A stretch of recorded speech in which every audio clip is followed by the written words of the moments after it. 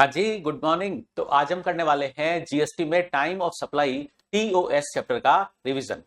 इस चैप्टर में हम बेसिकली 3 सेक्शन पढ़ेंगे। पहला सेक्शन है सेक्शन 31, जो हमें बताता है कि इनवॉइस इशू करने की ड्यू डेट कैसे डिटरमाइन करनी है। फिर सेक्शन 12 बताता है कि गुड्स के केस में टाइम ऑफ सप्लाई कैसे डिटरमाइन होगा, और सेक्शन 13 बताता है कि सर्विसेज के केस में टाइम ऑफ सप्लाई कैसे डिटरमाइन होगा। तो सबसे पहले पढ़ते हैं हम सेक्शन 31, इनवॉइस इशू करने की ड्यू डेट कैसे डिटरमाइन होती है। इसके बारे में section 31 of CGST act, invoice issue करने की ड्यू डेट कैसे डिटरमाइन करें।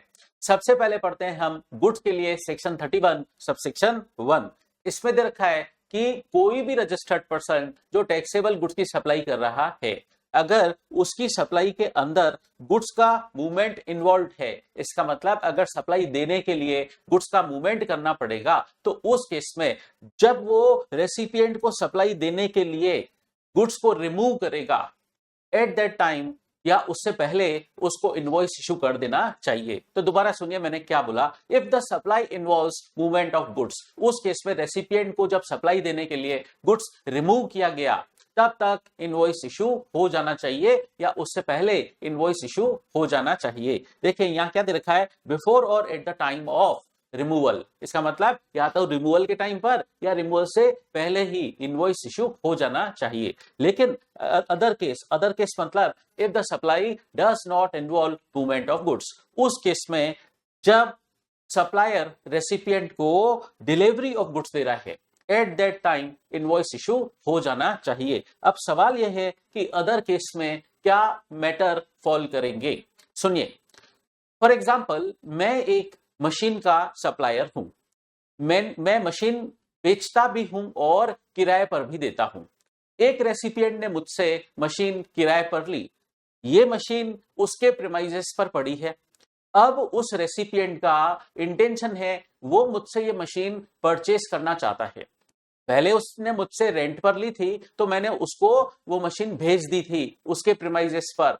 ये मशीन अभी उसके प्रीमाइसेस पर पड़ी है, ठीक है। अब वो मुझसे ये मशीन परचेस करना चाहता है, तो ये इस केस में supply does not involve movement of goods. ये मशीन ऑलरेडी उसके पास पड़ी है, इसलिए ये मशीन बेचने के लिए गुड्स का मुझे मूवमेंट नहीं करना पड़ेगा। तो इस केस में जब मैं उसको गुड्स की ओनरशिप डिलीवर करूंगा, एट दैट टाइम मुझे इनवॉइस इशू करना होगा। जब मैं गुड्स की ओनरशिप उसको डिलीवर करूंगा, एट दैट टाइम मुझे इनवॉइस इशू करना होगा। तो पहला केस क्या था, if the supply involves movement of goods, तो उस केस में जब सप्लायर रेसिपिएंट को सप्लाई देने के लिए गुड्स का रिमूवल करता है, एट दैट टाइम तक उसे इनवॉइस इशू कर देना चाहिए। और अदर केस मतलब if the supply does not involve movement of goods, तो जब सप्लायर रेसिपिएंट को उस गुड्स की डिलीवरी दे रहा है या गुड्स की ओनरशिप दे रहा है, एट दैट टाइम सप्लायर को इनवॉइस इशू कर देना चाहिए।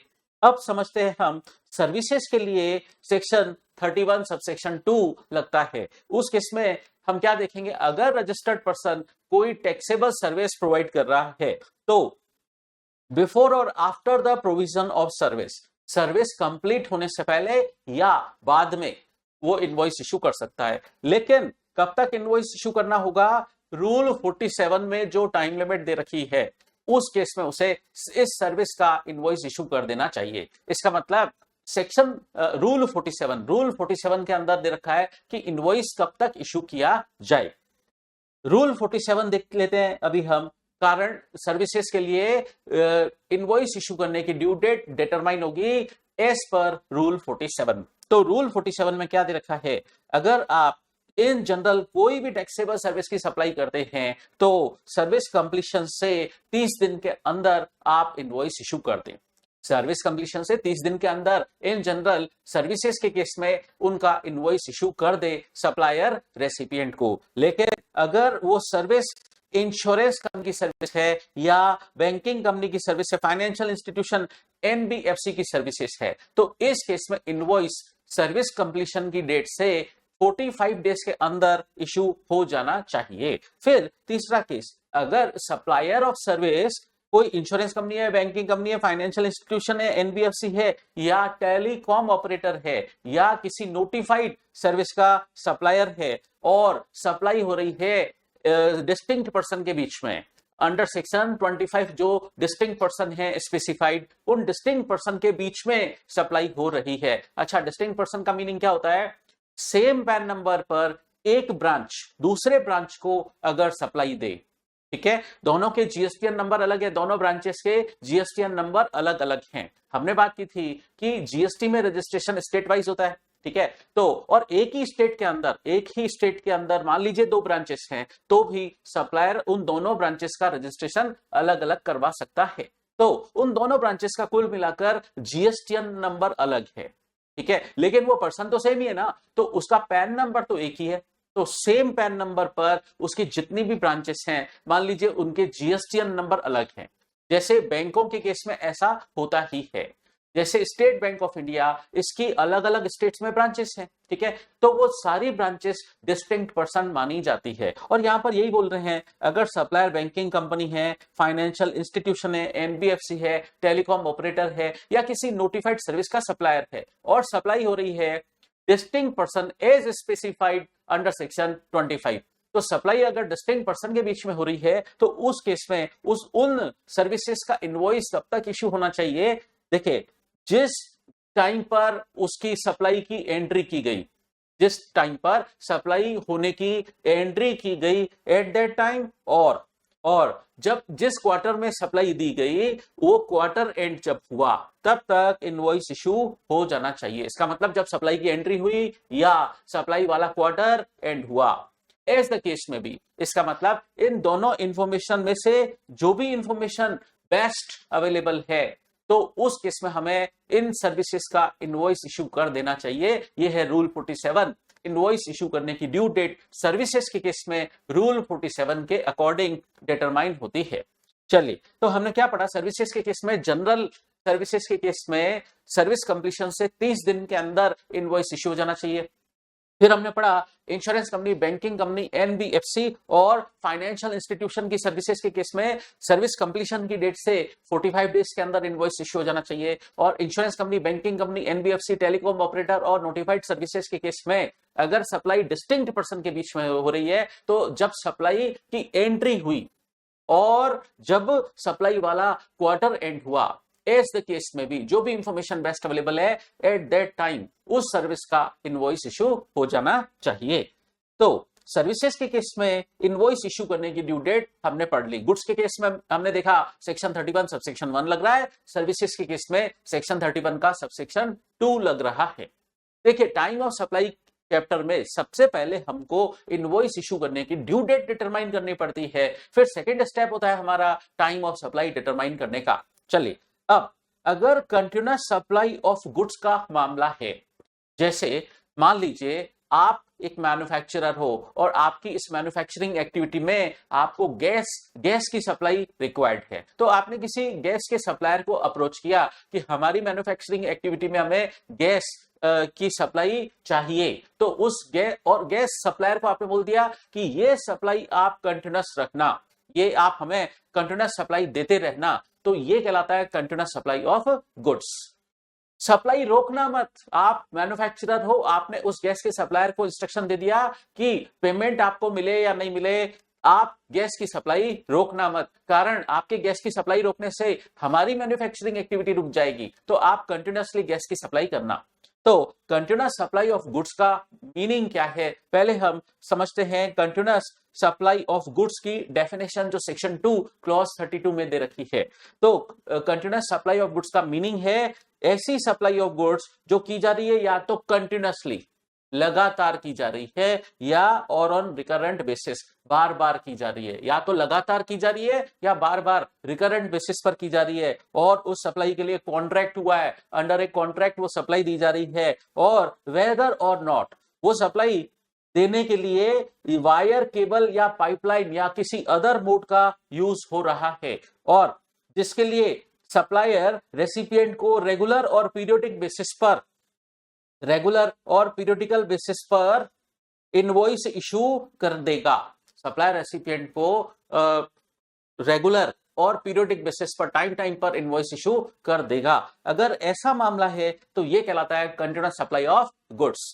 ये तो था आपका मीन्स वाला पार्ट, ठीक है। कई बार डेफिनेशन में मीन्स वाला पार्ट होता है और इंक्लूड्स वाला पार्ट भी होता है, तो इस डेफिनेशन में इंक्लूड्स वाला पार्ट भी है, इस डेफिनेशन में इंक्लूड्स वाला पार्ट भी है। और कोई भी सप्लाई गवर्नमेंट नोटिफाई कर सकती है, नोटिफिकेशन इश्यू करके, फिर उस नोटिफाइड सप्लाई को भी कंटिन्यूअस सप्लाई ऑफ गुड्स माना जाएगा। अब कंटिन्यूअस सप्लाई ऑफ सर्विस को भी समझ लेते हैं। ऐसी सप्लाई जो सर्विस की है, जो कंटिन्यूअसली दी जा रही है, कंटिन्यूअसली दी जा रही है या रिकरेंट बेसिस पर दी जा रही है। जैसे फॉर एग्जांपल एक सीए सर्विस दे रहा है अपने क्लाइंट के, जीएसटी के रिटर्न फाइल कर रहा है मंथली बेसिस पर, तो क्या वो बार बार मंथली बेसिस पर रिटर्न फाइल कर रहा है, तो इसे हम कह सकते हैं कि वो अपनी सर्विस की सप्लाई रिकरेंट बेसिस पर दे रहा है, बार बार एवरी मंथ दे रहा है, तो ये सप्लाई भी कहलाएगी continuous supply of service, CSS. ये भी अंडर ए कॉन्ट्रैक्ट दी जा रही है। और क्या इस सप्लाई का पीरियड एक्सीडिंग 3 मंथ है, एक्सीडिंग 3 मंथ से ज्यादा पीरियड के लिए ये सप्लाई दी जा रही है, तो ये कंटिन्यूअस सप्लाई ऑफ सर्विस कहलाएगी। और इस केस में वो सीए अपने क्लाइंट से पेमेंट पीरियडिकल बेसिस पर लेगा, ठीक है, या तो मंथली लेगा या क्वार्टरली लेगा या एनुअल लेगा, तो ये कंटिन्यूअस सप्लाई ऑफ सर्विस का मामला बन जाता है। और इसमें भी इंक्लूड्स वाला पार्ट दे रखा है, गवर्नमेंट किसी सर्विस की सप्लाई को नोटिफाई कर सकती है और फिर उसको भी कंटिन्यूअस सप्लाई ऑफ सर्विस कहा जाएगा। जैसे टेलीकम्युनिकेशन सर्विस, ये भी कंटिन्यूअस बेसिस पर होती है, तो ये भी कंटिन्यूअस सप्लाई ऑफ सर्विस है। जैसे इंटरनेट सर्विस, ये भी कंटिन्यूअस सप्लाई ऑफ सर्विस है, या कंस्ट्रक्शन सर्विस। इन सब में क्या होता है, पीरियड एक्सीडिंग 3 मंथ होता है, तो ये सब कहलाएंगे कंटिन्यूअस सप्लाई ऑफ सर्विस के मामले। अच्छा, हमने पहले समझा कंटिन्यूअस सप्लाई ऑफ गुड्स क्या होता है, और फिर हमने समझा कंटिन्यूअस सप्लाई ऑफ सर्विस क्या होता है। अब इन दोनों केसेस में इनवॉइस इशू करने की ड्यू डेट कैसे डिटरमाइन होगी, समझते हैं। देखिए, कंटिन्यूअस सप्लाई ऑफ गुड्स के मामले में हम क्या देखेंगे, जैसे मैंने एग्जांपल दिया, आप एक मैन्युफैक्चरर हो और आपने गैस सप्लायर को कंटिन्यूअस बेसिस पर गैस की सप्लाई देने का डायरेक्शन दिया है, तो उस केस में वो आपको फॉर एग्जांपल 4-5 सप्लाई देने के बाद वो आपको स्टेटमेंट इशू करेगा और पेमेंट रिसीव करेगा आपसे। तो जब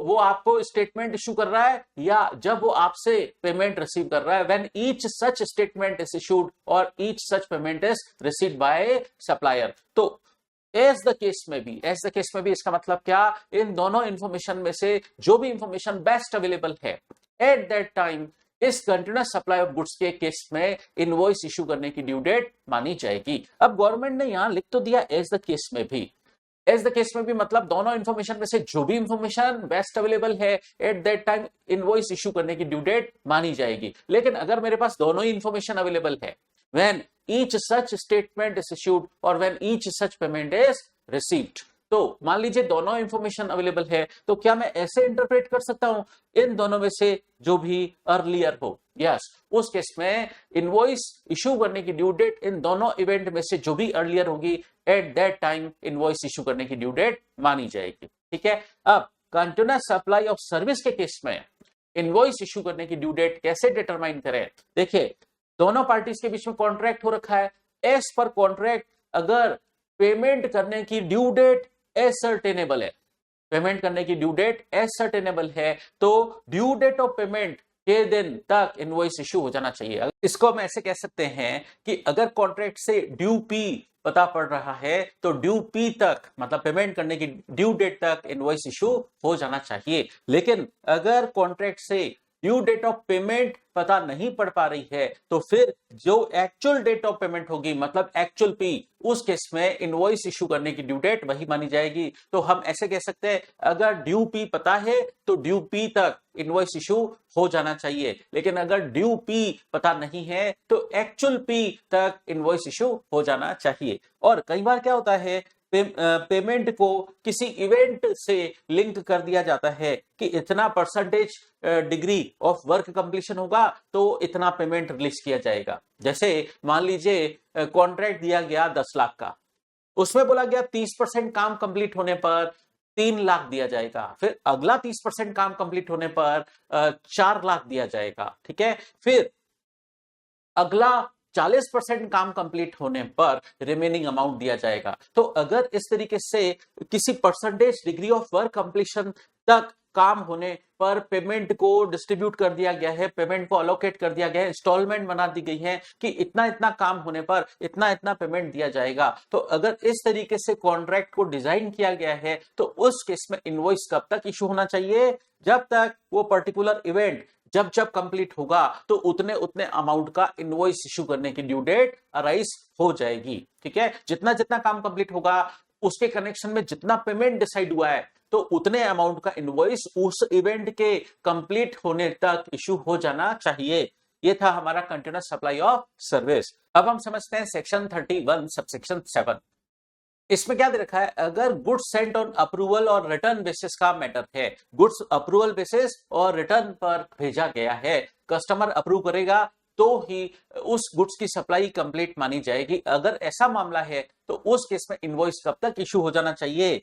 देखिए, बिफोर और at the time of supply, इसका मतलब जब आपको कस्टमर अप्रूवल दे, कस्टमर जब आपको अप्रूवल दे, और डेट ऑफ रिमूवल जब आपने सप्लायर आपने ये गुड्स रिमूव किया उससे ज्यादा से ज्यादा 6 महीने तक।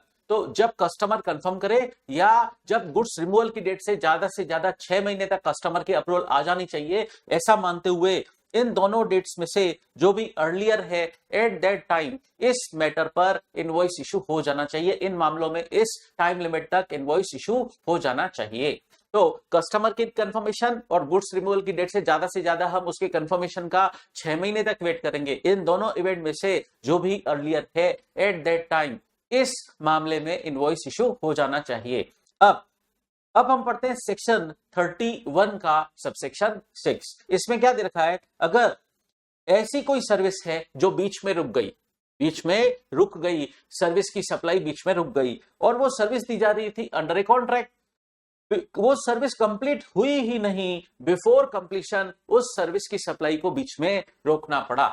फॉर एग्जाम्पल, सप्लायर रेसिपिएंट को सर्विस की सप्लाई कर रहा है और उस सप्लाई की वैल्यू है 1 लाख, लेकिन अभी तक सप्लायर ने रेसिपिएंट को सर्विस की सप्लाई दी है 60,000 तक की।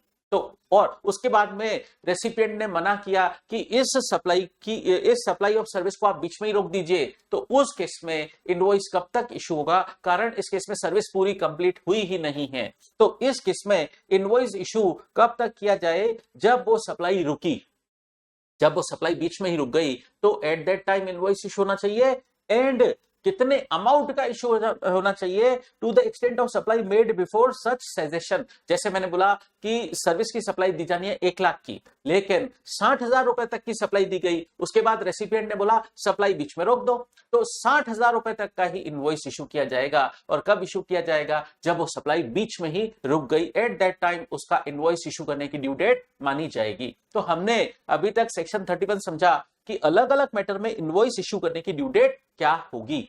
अभी तक हमने टाइम ऑफ सप्लाई डिटरमाइन नहीं किया है, अभी तक हमने सिर्फ ये बात की है कि इनवॉइस इशू करने की ड्यू डेट क्या होगी। चलिए अब बात करते हैं टाइम ऑफ सप्लाई कैसे डिटरमाइन होगा। गुड्स के केस में सेक्शन 12 लगता है, सर्विसेज के केस में सेक्शन 13 लगता है। तो पहले पढ़ते हैं सेक्शन 12 का सबसेक्शन 2, जहां पर फॉरवर्ड चार्ज मैकेनिज्म लग रहा है, मतलब नॉर्मल चार्ज मैकेनिज्म लग रहा है। देखिए, नॉर्मल चार्ज मैकेनिज्म में क्या होता है? सप्लायर रेसिपिएंट को इनवॉइस इशू करता है, उस इनवॉइस के अंदर ही वो टैक्स चार्ज कर लेता है। तो टैक्स इनवॉइस इशू करता है सप्लायर रेसिपिएंट को, उसके अंदर वैल्यू ऑफ सप्लाई के साथ साथ वो टैक्स जोड़कर रेसिपिएंट से चार्ज करता है। और इस केस में person liable to pay tax कौन माना जाता है? सप्लायर। सप्लायर रेसिपिएंट से टैक्स चार्ज करके गवर्नमेंट को जमा कराता है। ये कहलाता है फॉरवर्ड चार्ज मैकेनिज्म, मतलब normal charge mechanism. Section 12 subsection 2 क्या बोलता है कि इन मैटर में, इस मामले में टाइम ऑफ सप्लाई कैसे डिटरमाइन होगा? तो इस केस में हम देखेंगे इनवॉइस इशू करने की एक्चुअल डेट, इनवॉइस इशू करने की एक्चुअल डेट और इनवॉइस इशू करने की ड्यू डेट जो हमने डिटरमाइन की थी सेक्शन 31 में। तो इनवॉइस इशू करने की एक्चुअल डेट और इनवॉइस इशू करने की due date as per section 31, इन दोनों इवेंट में से जो भी अर्लियर होगा at that time invoice issue होना चाहिए। तो इसको मैं बोल देता हूं एक्चुअल आई एक्चुअल, और इसको बोल देता हूं आई ड्यू। आई मतलब इनवॉइस, तो आई एक्चुअल आई ड्यू। दोनों इवेंट में से जो भी अर्लियर है। देखिए पॉइंट नंबर सी और डी गवर्नमेंट ने डिलीट कर दिए, जहां पर भी गुड्स और सप्लाई ऑफ गुड्स का मैटर है वहां पर पॉइंट नंबर सी और डी को हटा दिया। लेकिन पॉइंट नंबर सी और डी समझना तो पड़ेगा, कारण आगे एक सिचुएशन में आपको ये पॉइंट नंबर सी और डी भी अप्लाई करना है। ठीक है, तो पॉइंट नंबर सी क्या है, जब पेमेंट की एंट्री हुई, payment is entered in the books of supplier, इसको हम बोलते हैं ईपीबी। ईपीबी, जब पेमेंट की एंट्री सप्लायर की बुक्स में हुई, ईपीबी। और जब मान लीजिए रेसिपिएंट ने सप्लायर को पेमेंट चेक से दिया, अब वो चेक बैंक में क्लियरेंस के लिए गया तो 2 दिन बाद क्लियर हुआ, तो इस केस में पॉइंट नंबर डी लगेगा, payment is credited to the bank account of supplier, इसको हम बोलते हैं सीपीबी। सप्लायर की बुक्स में पेमेंट कब क्रेडिट हुआ, उसके बैंक अकाउंट में पेमेंट कब क्रेडिट हुआ, इसको हम बोलते हैं सीपीबी। तो वैसे देखा जाए इनवॉइस इशू करने की due date supply of goods के मैटर में कैसे, टाइम ऑफ सप्लाई कैसे डिटरमाइन होगा, आई एक्चुअल, आई ड्यू, फिर ईपीबी और सीपीबी। ईपीबी सीपीबी सप्लायर के हिसाब से, और इन 4 इवेंट में से जो भी अर्लियर होता है उस वक्त आपका टाइम ऑफ सप्लाई अराइज माना जाता है गुड्स के केस में। ठीक है, अच्छा टाइम ऑफ सप्लाई का मतलब क्या होता है, liability to pay tax when arise. Liability to pay tax when arise, आपका टैक्स पे करने की लायबिलिटी को अराइज कब माना जाएगा, वो कहलाता है टाइम ऑफ सप्लाई।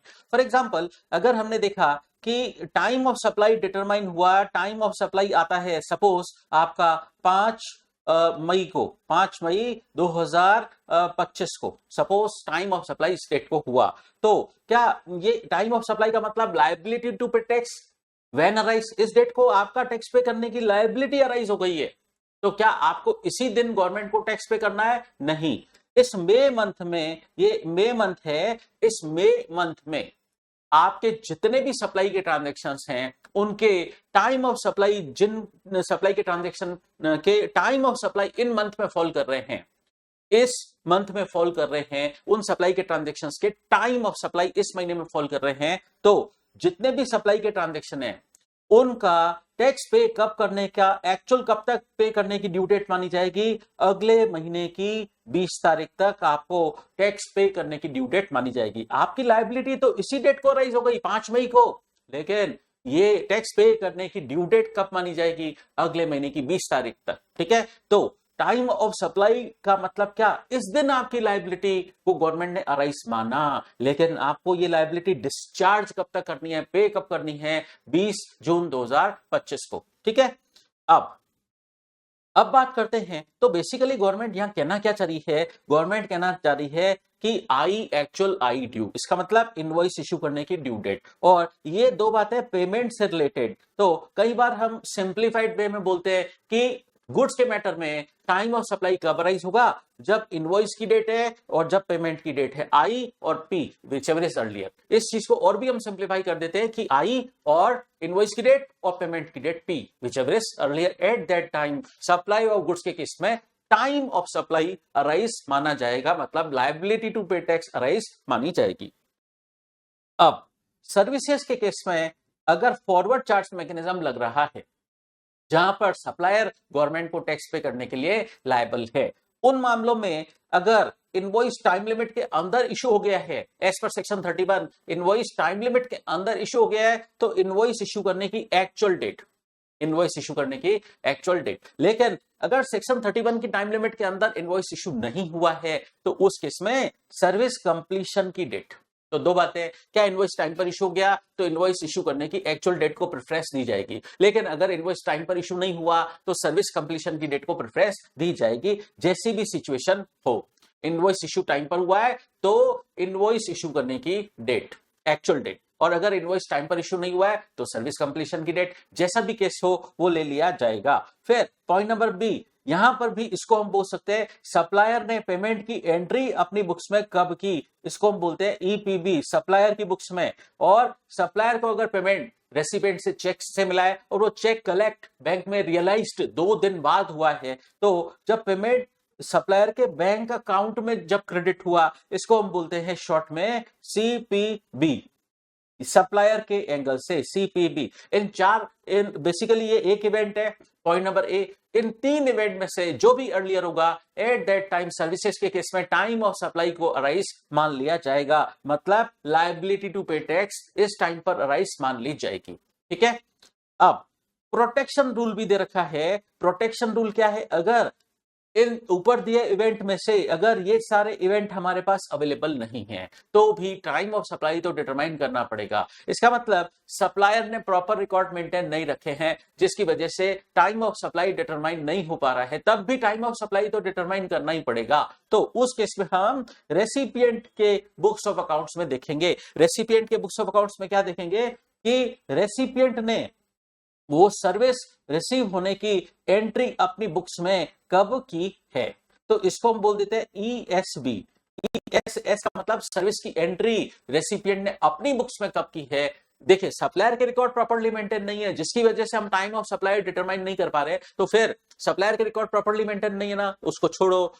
रेसिपिएंट के बुक्स ऑफ अकाउंट्स में वो सर्विस रिसीव होने की कब एंट्री हुई है, उस दिन इस सर्विस के रेस्पेक्ट में टाइम ऑफ सप्लाई को अराइज माना जाएगा। तो ईएसबी किसकी बुक्स में? रेसिपिएंट की बुक्स में। ठीक है। अब एक बात और समझते हैं। अगर मान लीजिए टैक्सेबल सर्विस की सप्लाई दी गई, टैक्सेबल सर्विस की सप्लाई दी गई, देखिए बेसिकली यहां पर ये है इनवॉइस की डेट और ये पेमेंट की डेट, और दोनों में से जो अर्लियर है eight that time time of supply arise हो जाता है। तो सर्विसेज के केस में इनवॉइस मान लीजिए लेट इश्यू हुआ, लेकिन कस्टमर से पेमेंट एडवांस में आ गया, तो पेमेंट पहले आ गया। इनवॉइस बाद में इश्यू हुआ है, पेमेंट पहले आ गया, विच इज अर्लियर, मतलब पेमेंट एडवांस आया, eight that time he time of supply arise माना जाएगा। तो सर्विसेज के केस में बेसिकली क्या हो जाता है कि कस्टमर से अगर रेसिपिएंट से पेमेंट एडवांस आ जाता है तो उस केस में टाइम ऑफ सप्लाई अराइज हो जाता है और टैक्स पे करने की लायबिलिटी अराइज हो जाती है एडवांस पेमेंट रिसीव होते वक्त ही। अब कई बार क्या होता है कि कस्टमर से 10,000, कस्टमर को आपने 10,000 सर्विस की सप्लाई दी, 10,000 वैल्यू की सर्विस की सप्लाई आपने दी, लेकिन कस्टमर ने गलती से या किसी रीजन की वजह से उसने आपको 12,000 पे कर दिया। ठीक है। कस्टमर से आपको 12,000 रिसीव हो गया, लेकिन आपने सर्विस 10,000 की ही दी थी। ठीक है। अब ये 2,000 आपको एक्स्ट्रा रिसीव हो गया। आप सप्लायर ने रेसिपिएंट से बात की कि 2,000 एक्स्ट्रा आ गया है, ये मैं आपको रिफंड कर दूं क्या?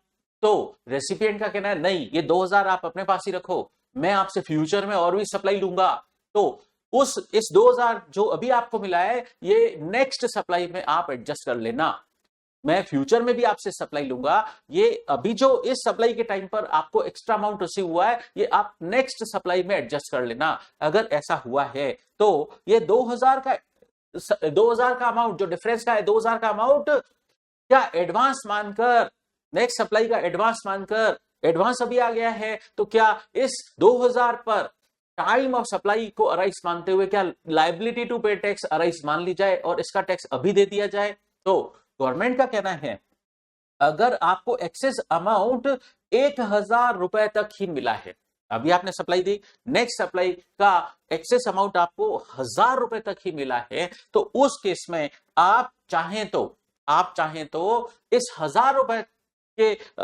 रुपए के कनेक्शन में टाइम ऑफ सप्लाई को डेफर कर सकते हैं।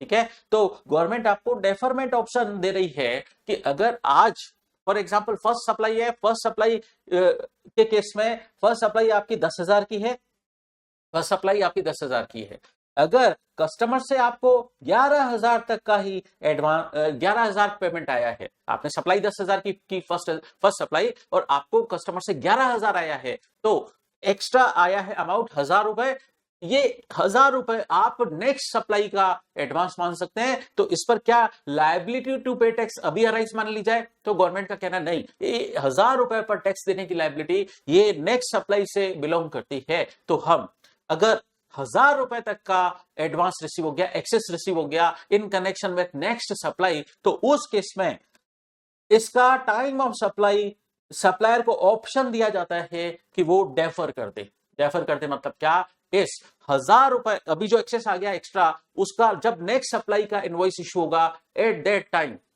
इस 1000 रुपए पर टैक्स पेमेंट की लायबिलिटी अराइज मानी जाएगी। मतलब 1000 रुपए जब रिसीव हुआ एट दैट टाइम नहीं, इस 1000 रुपए के कनेक्शन में जब नेक्स्ट सप्लाई का इनवॉइस एक्चुअली इशू किया जाएगा एट दैट टाइम उसका टाइम ऑफ सप्लाई माना जाए। तो इस केस में actual date of issue of invoice relating to such excess amount वो मान लिया जाएगा आपका टाइम ऑफ सप्लाई। तो इस केस में मतलब इनवॉइस इशू करने की एक्चुअल डेट मानी जाएगी आपकी time of supply.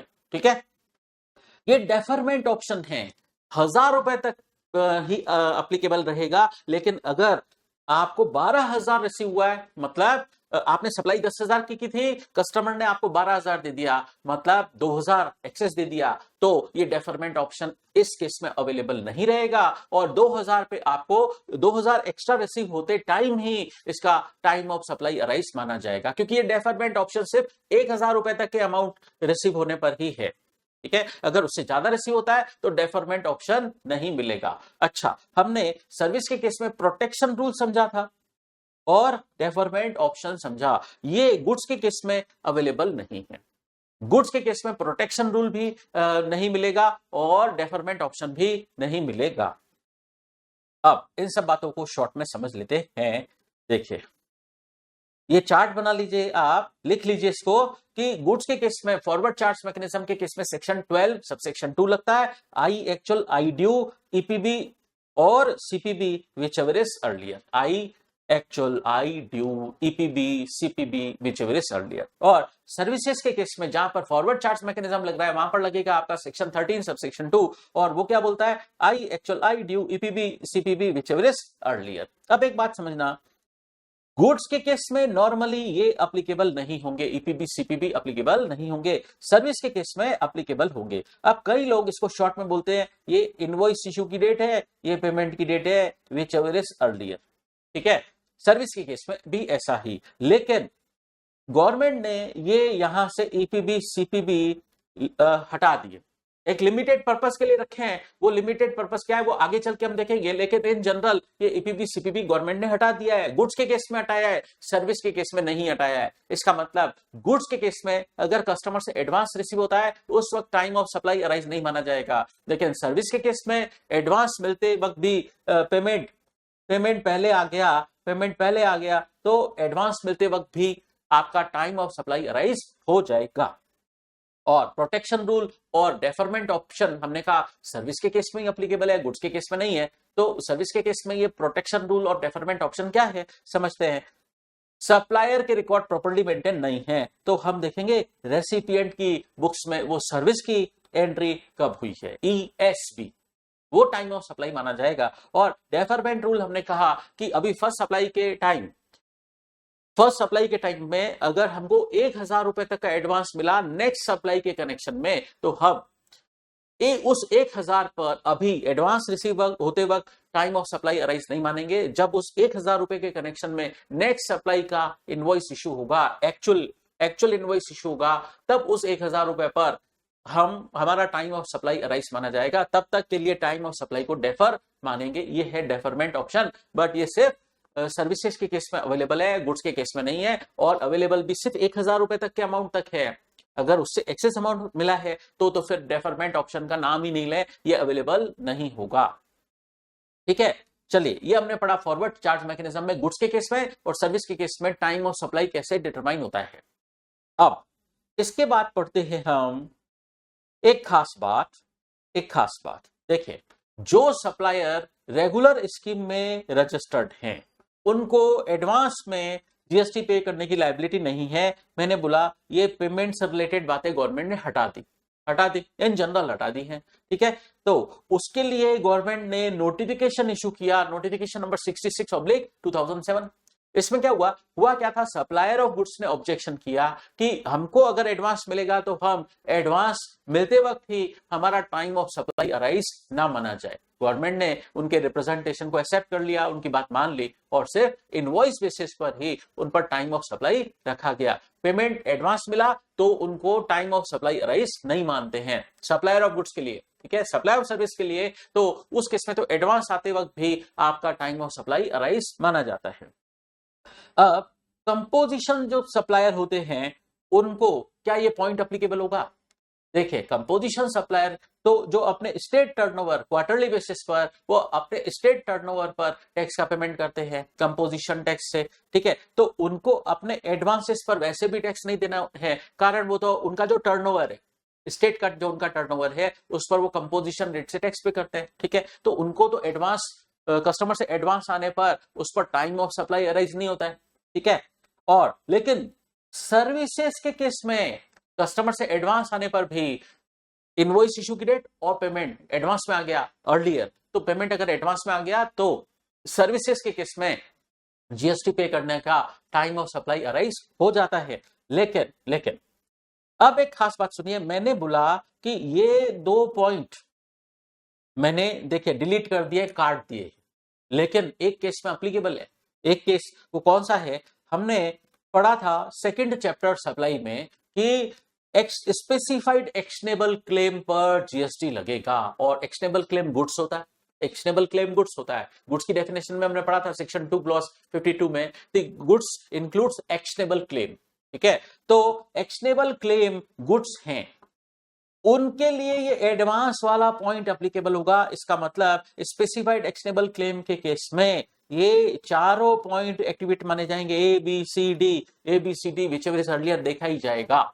Specified actionable claim में ये पॉइंट नंबर सी और डी डिलीट नहीं माने जाएंगे। स्पेसिफाइड एक्शनेबल क्लेम के केस में एडवांस मिलने पर भी जीएसटी की लायबिलिटी अराइज मानी जाएगी, ठीक है।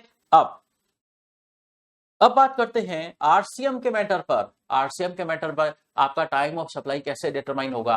देखिए गुड्स के लिए सेक्शन 12(3) लगता है और सर्विसेज के लिए 13(3) लगता है। तो गुड्स के लिए जो सेक्शन 12(3) लगता है वो समझते हैं। आरसीएम के केस में क्या होता है, जो रेसिपिएंट होता है उसी को ही डायरेक्टली जीएसटी गवर्नमेंट को पे करना है। सप्लायर उसको जो इनवॉइस इशू करता है उसके अंदर वो टैक्स चार्ज नहीं करता, सप्लायर इनवॉइस के अंदर टैक्स चार्ज नहीं करता, और रेसिपिएंट उस सप्लाई का टैक्स डायरेक्टली गवर्नमेंट को डिपॉजिट कराता है। आरसीएम के मामलों में यही होता है ना। तो उस केस में टाइम ऑफ सप्लाई कैसे डिटरमाइन होगा ये समझते हैं। देखिए गुड्स के केस में जब रेसिपिएंट, अब सारी बातें ना सप्लायर के एंगल से नहीं सोचनी है, आरसीएम लग रहा है ना, तो रेसिपिएंट के एंगल से ही बात को सोचना है। रेसिपिएंट को वो गुड्स कब रिसीव हुआ, या रेसिपिएंट ने उसका पेमेंट अपनी बुक्स में कब एंटर किया। देखिए इसको हम बोल सकते हैं आरजी, रिसिप्ट ऑफ गुड्स, और इसको हम बोल सकते हैं कि पेमेंट ईपीबी, लेकिन ये सप्लायर के एंगल से नहीं। आरसीएम में रेसिपिएंट लायबल होता है ना टैक्स के लिए, तो ये रेसिपिएंट के एंगल से देखना है कि रेसिपिएंट ने पेमेंट की एंट्री अपनी बुक्स में कब की, रेसिपिएंट ने पेमेंट की एंट्री अपनी बुक्स में कब की। और अगर रेसिपिएंट ने पेमेंट चेक से किया है तो उसके बैंक अकाउंट से पैसा कब डेबिट हुआ है, तो बुक्स नहीं, बैंक अकाउंट से कब रेसिपिएंट के बैंक अकाउंट से पेमेंट कब डेबिट हुआ है, इसको हम बोलते हैं डीपीबी, रेसिपिएंट के एंगल से। तो आरजी मतलब रिमूवल ऑफ गुड्स, फिर ईपीबी पेमेंट की एंट्री रेसिपिएंट की बुक्स में कब हुई, और डीपीबी रेसिपिएंट के बैंक अकाउंट से पेमेंट कब डेबिट हुआ, और सप्लायर के इनवॉइस से 31वां दिन, सप्लायर के इनवॉइस से 31वां दिन whichever is earlier. At that time RCM के मामलों में इन चारों इवेंट में से जो भी इवेंट अर्लियर होगा at that time time of supply arise माना जाएगा, ठीक है। अब आरसीएम के मामलों में ही सर्विस के लिए टाइम ऑफ सप्लाई कब अराइज माना जाएगा ये समझते हैं। देखिए यहां पर removal of goods, receipt of goods, receipt of goods हम नहीं बोल सकते, कारण ये सर्विस का मैटर है और सर्विस इंटेंजिबल नेचर की होती है ना, सर्विस इंटेंजिबल नेचर की होती है तो रिसीव होती दिखती नहीं है, रिसीव होती दिखती नहीं है ना, तो यहां पर रिसिप्ट ऑफ सर्विस तो नहीं होगा, ठीक है। ऐसा इवेंट हम नहीं डिटरमाइन करेंगे, रिसिप्ट ऑफ सर्विस ऐसा हम टाइम ऑफ सप्लाई के लिए ये इवेंट कंसीडर नहीं करेंगे कि सर्विस रिसीव कब हुई, ये इवेंट हम कंसीडर नहीं करेंगे क्योंकि सर्विस तो इंटेंजिबल नेचर की होती है। अब बाकी सारी बातें सेम, बाकी सारी बातें जैसे पॉइंट नंबर आपका इधर ये वाला सेम एज इट इज इधर आ जाएगा कि रेसिपिएंट के बुक्स में पेमेंट की एंट्री कब है, ईपीबी रेसिपिएंट की बुक्स में, और डीपीबी उसके बैंक अकाउंट से पेमेंट कब डेबिट हुआ, ठीक है। और लास्ट में सप्लायर के इनवॉइस से 31वां दिन नहीं, 61वां दिन, 61st day from the date of supplier's invoice. तो ध्यान रहे, गुड्स के केस में सप्लायर के इनवॉइस से 31वां दिन और सर्विस के केस में सप्लायर के इनवॉइस से 61वां दिन। ठीक है, तो इस तरीके से ये 4 इवेंट हुए, 3 इवेंट हुए, सर्विस के लिए तो 3 इवेंट हुए ना। इन तीनों इवेंट में से जो भी अर्लियर होगा उस वक्त उसका टाइम ऑफ सप्लाई अराइज माना जाएगा।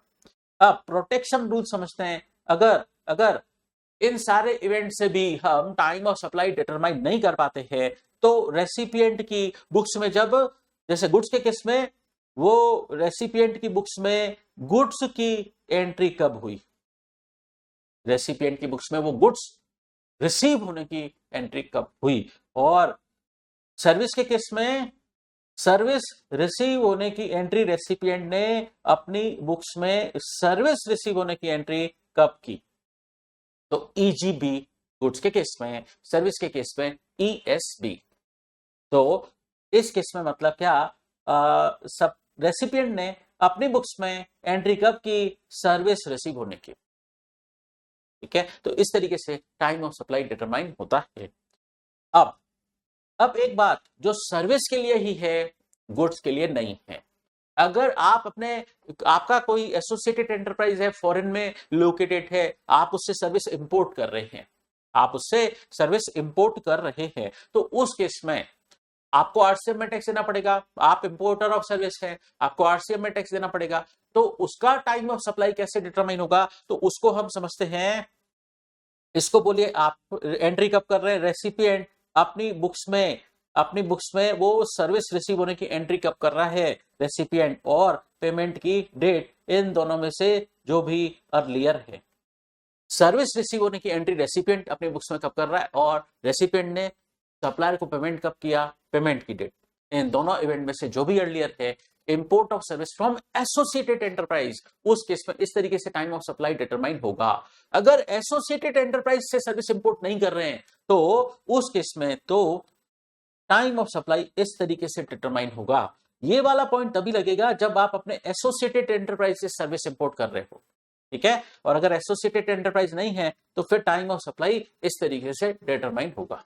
ठीक है, अब ये यहां पर एसोसिएटेड एंटरप्राइज से गुड्स इंपोर्ट करते टाइम यहां पर गवर्नमेंट ने कोई प्रोविजन नहीं दिया है, क्योंकि गुड्स के इंपोर्ट करते वक्त आरसीएम में टैक्स नहीं देना पड़ता है। गुड्स के इंपोर्टेशन पर जीएसटी में आरसीएम वाला टैक्स लगता ही नहीं है, वो सिर्फ सर्विस के इंपोर्टेशन पर है, गुड्स के इंपोर्टेशन पर है ही नहीं। इसलिए यहां पर ऐसा प्रोविजन जैसा सर्विस के केस में रखा था वैसा गुड्स के केस में नहीं रखा है। समझे? अब बात समझते हैं हम, अगर सप्लाई ऑफ वाउचर्स की गई, और वाउचर्स एक तरीके से क्या है, पेमेंट इंस्ट्रूमेंट है। फॉर एग्जांपल मैं एक सप्लायर हूं, मेरे पास रेसिपिएंट आया और मुझसे सप्लाई ली, आज मैंने उसको सप्लाई दे दी। मैं इंश्योर करना चाहता हूं कि ये कस्टमर मेरा बना रहे, मेरा परमानेंट कस्टमर बन जाए, तो मैं उसको एक वाउचर दे देता हूं कि जब भी आप हमसे नेक्स्ट सप्लाई लेने आओगे तो ये वाउचर आप दिखा देना। ये वाउचर एक तरीके से उस नेक्स्ट सप्लाई के कनेक्शन में पेमेंट इंस्ट्रूमेंट का काम करेगा, और आपको उस नेक्स्ट सप्लाई के लिए अलग से पेमेंट नहीं करना है, होली या पार्टली उस नेक्स्ट सप्लाई के कनेक्शन में आपको पेमेंट नहीं करना है, आप तो ये पेमेंट वाउचर दिखा देना। ठीक है, तो उस केस में आज मैं फर्स्ट सप्लाई कर रहा हूं उस कस्टमर को, उसने सप्लाई कंप्लीट कर लिया है और आज इस फर्स्ट सप्लाई का पेमेंट कर लिया है, मैंने उसको एक पेमेंट वाउचर दे दिया कि नेक्स्ट सप्लाई जब भी आप हमसे लेने आओ तब आप ये वाउचर हमें दिखा देना। ये वाउचर इक्विवेलेंट टू पेमेंट मान लेंगे हम, होली या पार्टली उस नेक्स्ट सप्लाई के लिए। तो इस केस में टाइम ऑफ सप्लाई कब माना जाए? देखिए, फर्स्ट सप्लाई हुई, उसका पेमेंट आ चुका है, और उस फर्स्ट सप्लाई के टाइम पर नेक्स्ट सप्लाई को बढ़ाने के लिए कस्टमर को आज उस नेक्स्ट सप्लाई के कनेक्शन में आपने वाउचर दे दिया है। ठीक है, तो उस केस में उस नेक्स्ट सप्लाई का सुनो दोबारा, उस नेक्स्ट सप्लाई का टाइम ऑफ सप्लाई कब अराइज माना जाएगा? तो उस नेक्स्ट सप्लाई का टाइम ऑफ सप्लाई कब अराइज माना जाएगा? आज आपने फर्स्ट सप्लाई देते वक्त ही नेक्स्ट सप्लाई का वाउचर रेसिपिएंट को दे दिया है। ठीक है, उस केस में अगर उस नेक्स्ट सप्लाई की सप्लाई आइडेंटिफिएबल है, उस नेक्स्ट सप्लाई की सप्लाई अगर आइडेंटिफिएबल है, फर्स्ट सप्लाई देते वक्त ही उस नेक्स्ट सप्लाई, वो जो सप्लाई बाद में दी जानी है, नेक्स्ट सप्लाई के अंदर जो सप्लाई दी जानी है, वो आज फर्स्ट सप्लाई देते वक्त ही आइडेंटिफिएबल है कि उस नेक्स्ट सप्लाई में क्या देंगे उस कस्टमर को। ठीक है, तो उस केस में उस नेक्स्ट सप्लाई के लिए टाइम ऑफ सप्लाई कब माना जाएगा? जब फर्स्ट सप्लाई के टाइम आपने उस कस्टमर को इनवॉइस इशू कर दिया। ठीक है, फॉर एग्जाम्पल कोई कस्टमर मान लीजिए 10 शर्ट्स परचेस करता है, तो आपने उसको नेक्स्ट सप्लाई एनकरेज करने के लिए आज वाउचर दे दिया, और उस वाउचर से वो नेक्स्ट सप्लाई भी शर्ट ही ले पाएगा। उस वाउचर पे आपने लिख दिया है कि आप जब भी परचेस करने आओगे तो आपको 500 रुपए का शर्ट फ्री में मिलेगा, आप ये वाउचर दे देना। ठीक है, तो वो नेक्स्ट सप्लाई जब वो उस शर्ट की लेने आएगा 500 रुपए तक के शर्ट की, तो उस नेक्स्ट सप्लाई का टाइम ऑफ सप्लाई आज ही मान लिया जाएगा, फर्स्ट सप्लाई के टाइम पर ही, जब आप उसको नेक्स्ट सप्लाई के कनेक्शन में वाउचर आज ही फर्स्ट सप्लाई पर इशू कर रहे हो, eight that time next supply का आपका टाइम ऑफ सप्लाई अराइज माना जाएगा। लेकिन अदर केस मतलब नेक्स्ट सप्लाई के टाइम पर सप्लाई में क्या आइटम दिया जाएगा ये पता नहीं है। नेक्स्ट सप्लाई में आप उसे कुछ भी दे सकते हो। ठीक है, शर्ट दो ये कोई जरूरी नहीं है, परफ्यूम भी दे सकते हो, उसको अगर परफ्यूम पसंद आया तो परफ्यूम भी दे सकते हो। ठीक है, या कोई गिफ्ट आइटम भी दे सकते हो। तो आज नेक्स्ट सप्लाई के अंदर क्या सप्लाई में आइटम दिया जाना है ये पता नहीं है। आज फर्स्ट सप्लाई के टाइम में आपने उस कस्टमर को वाउचर इशू कर दिया, लेकिन नेक्स्ट सप्लाई में आप उसे क्या आइटम दोगे ये आइडेंटिफिएबल नहीं है। तो उस नेक्स्ट सप्लाई का टाइम ऑफ सप्लाई कब अराइज माने जाएगा? जब वो वाउचर रिडीम करने आएगा, क्योंकि तभी पता पड़ेगा कि उसे नेक्स्ट सप्लाई में क्या दिया जाएगा। तो जब वो वाउचर रिडीम करने आएगा, एट दैट टाइम उस नेक्स्ट सप्लाई का टाइम ऑफ सप्लाई अराइज माना जाएगा। तो इस बात को मैं दोबारा बोलता हूं, अगर नेक्स्ट सप्लाई क्या दी जानी है ये फर्स्ट सप्लाई के वक्त ही आइडेंटिफिएबल है, तो उस नेक्स्ट सप्लाई का टाइम ऑफ सप्लाई कब अराइज माना जाएगा? जब उसको फर्स्ट सप्लाई के टाइम वाउचर इशू किया गया, वाउचर इशू की डेट। लेकिन अगर नेक्स्ट सप्लाई क्या दी जाएगी ये पहले से पता नहीं है, तो उस केस में जब वाउचर रिडीम करने आएगा तभी उस नेक्स्ट सप्लाई का टाइम ऑफ सप्लाई अराइज माना जाएगा। ये था आपका सेक्शन 12 का सबसेक्शन 4 और सेक्शन 13 का सबसेक्शन 4। गुड्स के लिए सेक्शन 12 और सर्विस के लिए सेक्शन 13। अब समझते हैं, अगर कुछ भी पता नहीं पड़ पा रहा है, ना तो इनवॉइस इशू करने की डेट अवेलेबल है, ना पेमेंट रिसीव होने की डेट अवेलेबल है, कारण सप्लायर और रेसिपिएंट दोनों ने रिकॉर्ड प्रॉपर्ली मेंटेन किए ही नहीं है, तो उन मामलों में सप्लाई तो हुई है, तो उसका टाइम ऑफ सप्लाई कैसे डिटरमाइन होगा? रेजिडुअल केस, तो सेक्शन 12 सबसेक्शन 5 ये लगेगा गुड्स के केस में, और सर्विसेज के केस में सेक्शन 13 का सबसेक्शन 5 लगेगा। आपके पास न तो इनवॉइस की डेट अवेलेबल है, न पेमेंट की डेट अवेलेबल है, कुछ भी अवेलेबल नहीं है, तो ये है रेजिडुअल केस। इस मैटर में भी आपको टाइम ऑफ सप्लाई तो डिटरमाइन करना ही पड़ेगा, क्योंकि सप्लाई हुई तो है। तो अगर सप्लायर रजिस्टर्ड है, तो उस केस में उसका पीरियोडिकल रिटर्न फाइल करने की जो ड्यू डेट थी वो टाइम ऑफ सप्लाई मानी जाएगी। उसका पीरियोडिकल रिटर्न फाइल करने की जो ड्यू डेट है वो उसका टाइम ऑफ सप्लाई माना जाएगा। इस बात को हम एक एग्जांपल से समझते हैं। फॉर एग्जांपल किसी पर्सन का मार्च 2025 में टर्नओवर था 25 करोड़। मार्च 2025 में टर्नओवर था 25 करोड़, लेकिन उसने रिपोर्ट किया था सिर्फ 20 करोड़। 5 करोड़ की सेल उसने छुपा दी, तो गवर्नमेंट को इस 5 करोड़ पर जीएसटी का पेमेंट उसने नहीं किया, और 20 करोड़ की सेल उसने डिक्लेयर करके रिटर्न फाइल कर दिया, जबकि उसकी एक्चुअल सेल 25 करोड़ थी मार्च 2025 मंथ में। अब ये ट्रांजैक्शन गवर्नमेंट की नजर में आया, तो गवर्नमेंट इस 5 करोड़ के सप्लाई के ट्रांजैक्शंस पर जीएसटी लेना चाहती है, तो उनका टाइम ऑफ सप्लाई कैसे डिटरमाइन किया जाएगा? तो गवर्नमेंट देखेगी कि इस 5 करोड़ के रेस्पेक्ट में उसका पीरियोडिकल रिटर्न फाइल करने की क्या ड्यू डेट थी। तो ये 5 करोड़ की सप्लाई कब हुई थी? मार्च 2025 में। तो इसका periodical return GSTR 3B file करने की ड्यू डेट क्या है? जो कि है 20 अप्रैल 2025।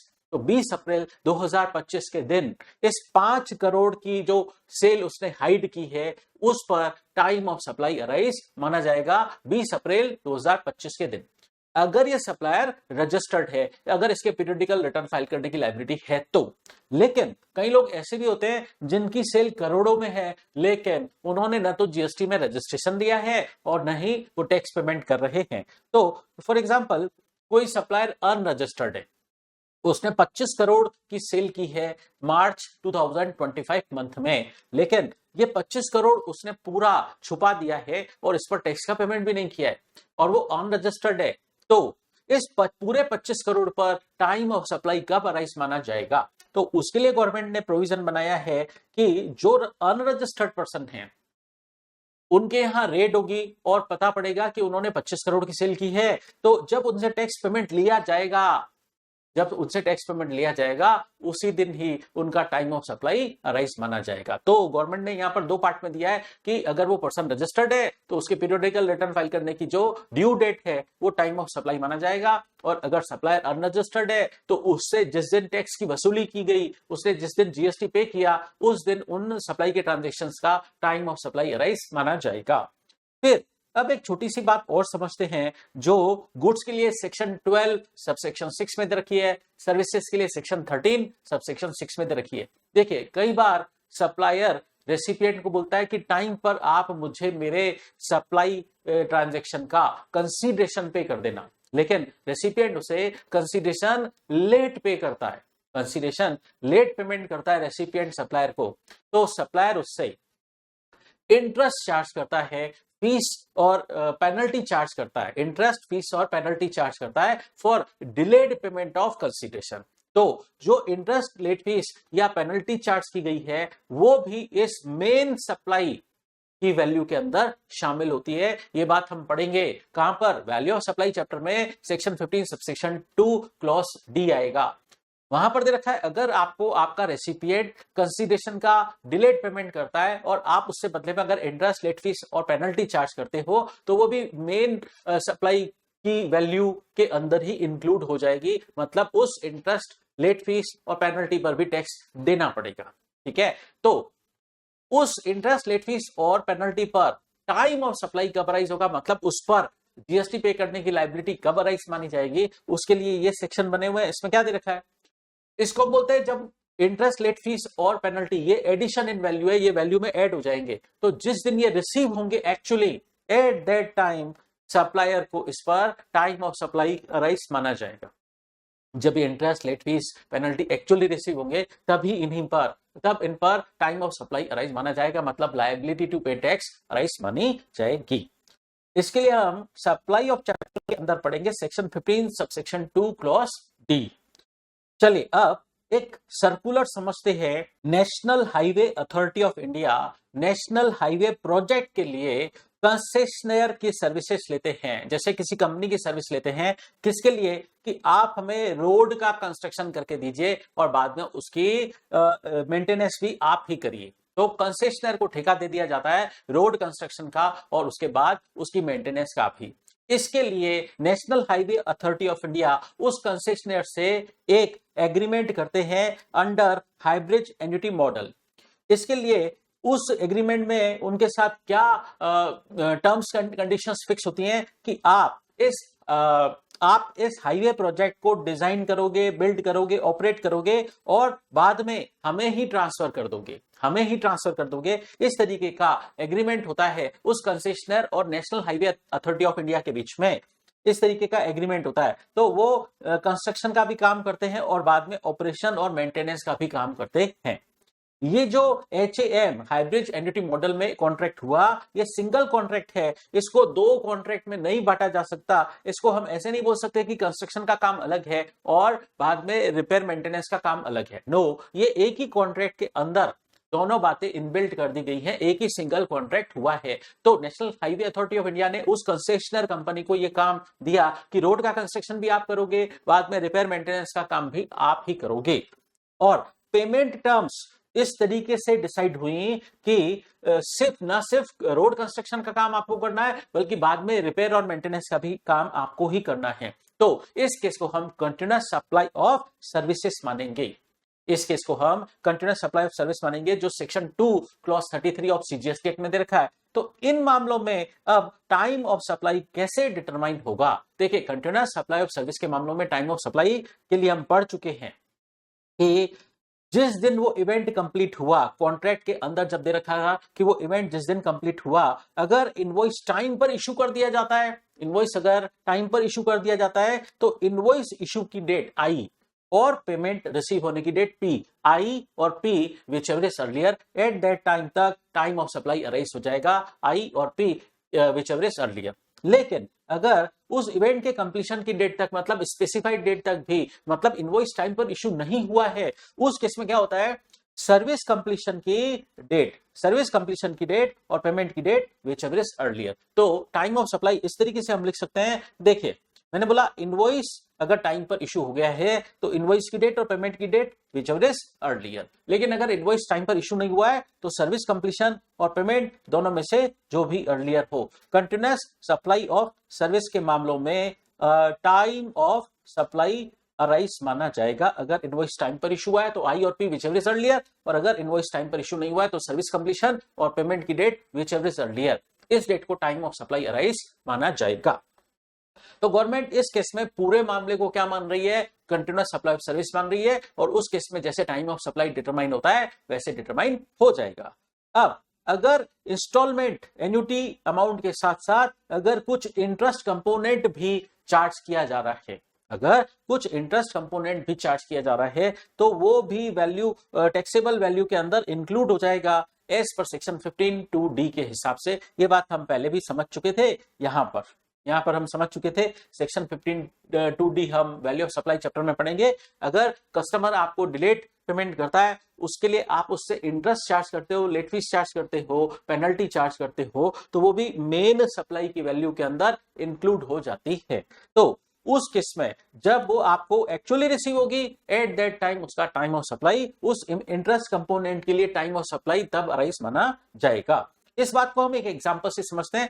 XYZ एक कंसेशनर है जिन्होंने 15 साल का एक HAM हाइब्रिड एन्युटी मॉडल के तहत एक कॉन्ट्रैक्ट किया है NHAI के साथ, मतलब national highway authority of India के साथ, कि हम आपको कंस्ट्रक्शन भी करके देंगे और ऑपरेट और मेंटेन भी हम इस हाईवे को करेंगे। और टर्म्स ऑफ कॉन्ट्रैक्ट इस तरीके से डिसाइड हुई कि 30 इंस्टॉलमेंट में पेमेंट होगा सेमी एनुअली मतलब 6 महीने के गैप से 30 इंस्टॉलमेंट में पेमेंट होगा। और ये तो इंस्टॉलमेंट, अब अमाउंट कितना पे करेंगे, 100 करोड़ कंस्ट्रक्शन का 5 साल में, और ऑपरेशन और मेंटेनेंस का 50 करोड़। ठीक है, कंस्ट्रक्शन का 100 करोड़ और ऑपरेशन और मेंटेनेंस का 50 करोड़ जो 10 साल में पे होगा। अब कंसेशनर ने एक कंस्ट्रक्शन की पर्टिकुलर स्टेज कंप्लीट कर ली। कंसेशनर ने कंस्ट्रक्शन की एक पर्टिकुलर स्टेज तक उसने काम कंप्लीट कर दिया। तो अब इस केस में कंसेशनर ने इनवॉइस इशू किया, मान लीजिए 10 करोड़ का उसने इनवॉइस इशू किया है 1 जनवरी 2025 को, और मान लीजिए इनवॉइस इशू 1 जनवरी 2025 को किया, लेकिन ये पेमेंट ड्यू होना है 31 जनवरी 2025 को। तो पेमेंट जब ड्यू होना है 31 जनवरी 2025 को, उससे पहले इनवॉइस इशू हो गया, मतलब इनवॉइस टाइम पर इशू हुआ। तो इस केस में इनवॉइस इशू की डेट और पेमेंट तो लेट रिसीव हुआ 20 जनवरी 2025 को, पेमेंट इनवॉइस इशू हो गया 1 जनवरी को और पेमेंट रिसीव हुआ 20 जनवरी को। इन दोनों इवेंट में से आई और पी दोनों में से जो भी अर्लियर है, मतलब 1 जनवरी 2025 को टाइम ऑफ सप्लाई अराइज माना जाएगा। इस केस में इनवॉइस टाइम पर इशू हो गया। लेकिन सिचुएशन नंबर 2, जो पेमेंट की ड्यू डेट थी उस डेट तक इनवॉइस इशू करना था। ठीक है, लेकिन इनवॉइस उस डेट तक इशू नहीं हुआ। अगर 31 जनवरी 2025 तक इनवॉइस इशू नहीं हुआ, इसका मतलब इनवॉइस टाइम पर इशू नहीं हुआ। तो जब सर्विस कंप्लीट हुई, सर्विस का वो काम कब कंप्लीट हुआ, 31 जनवरी 2025 को काम कंप्लीट हुआ 31 जनवरी 2025 को, और पेमेंट रिसीव कब हुआ 20 जनवरी 2025। दोनों में से अर्लियर क्या है, 20 जनवरी 2025। एट दैट टाइम उसका टाइम ऑफ सप्लाई अराइज माना जाएगा। अगर मान लीजिए इस इंस्टॉलमेंट के अंदर 1 करोड़ टुवर्ड्स इंटरेस्ट भी शामिल है, तो उस सिचुएशन में इस इंटरेस्ट को भी टैक्सेबल वैल्यू ऑफ सप्लाई के अंदर इंक्लूड किया जाएगा और इस पे भी जीएसटी पे करने की लायबिलिटी मानी जाएगी। तो ये था आपका टाइम ऑफ सप्लाई चैप्टर का रिवीजन।